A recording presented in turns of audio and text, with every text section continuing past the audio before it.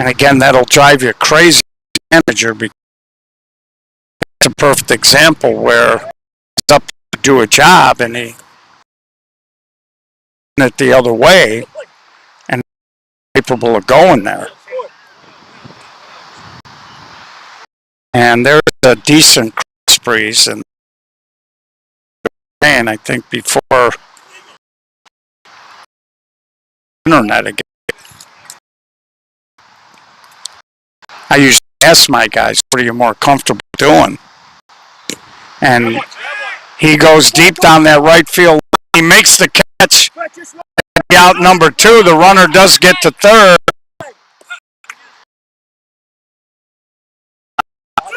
Josh gave it a ride. Here's JT Ruttis. And JT's pretty quick. They have really shifted around their infield. Scotty Toothpick was playing up the middle. He's now at third.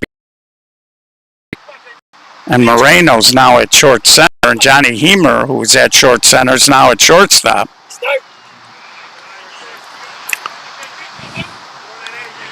And realistically, if you're Impact,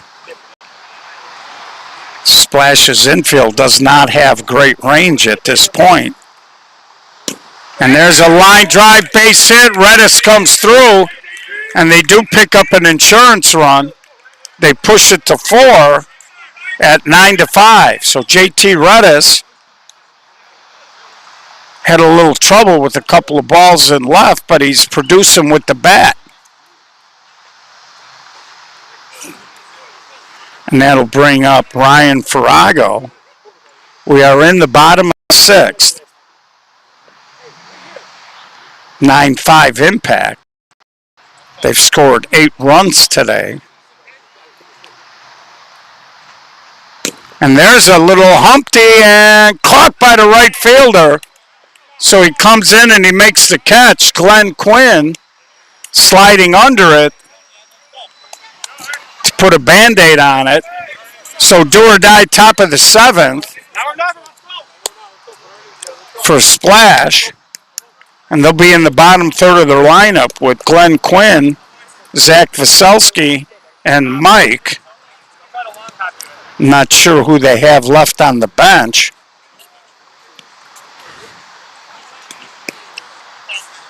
I don't know if they changed the rule out here, but Forest Park and the No Glove, they used to, if you were not on the lineup card and listed as a substitution, even if you were on the roster, you couldn't play in the game. And I never kind of understood that rule, because if you're on the roster, what's the difference if you forgot a guy? And I know in the SSA rule book, as long as the kid is on the roster, forget to put him on there. And sometimes as a manager, you got so much stuff going on, you leave a guy off. But we used to have 20 guys, and I'd print everybody's name and number. And there's a little flipper, and Devereaux, a little bobbling type catch over there, but he held on. So they get the lead man here in the 7th. So I used to have everybody typed out numerically. And I knew I had 20 guys, so when I looked at my card, if I didn't have 20 names written down, 10 or 11 in the lineup, and then corresponding number in my substitutes portion of the card, and we'll show you what that card looks like. So you got the lineup to 11, and then you can see where the subs are. If you didn't add up, then you'd go check, and a little short flare. Matt Eberhard, a one-handed grab for out number 2. He went up in the air and grabbed it one-handed. Of course, Matt played a lot of volleyball when he was younger. His Facebook page had some pictures. He had some big hops back in the day. I know because I researched the kid when I was trying to recruit him. And he just went up there and put a big hand up there. So they're down to their last out, and here's Mike.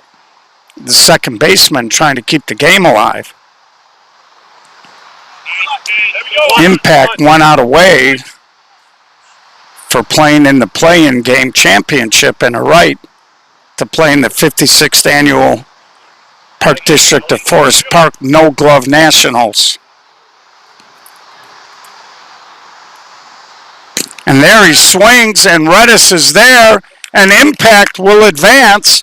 They stay alive, and Splash, unfortunately, with the rain yesterday, a little short-handed today, and Impact was all business. They scored 8 runs tonight from the second through the bottom of the 6th, and they win the game 9-5. So we hope you enjoyed the broadcast. We'll be on all weekend showing games. I'm having a little internet issue. We'll see if we can get that cleaned up, and we'll see what we could do maybe for the next game. So on behalf of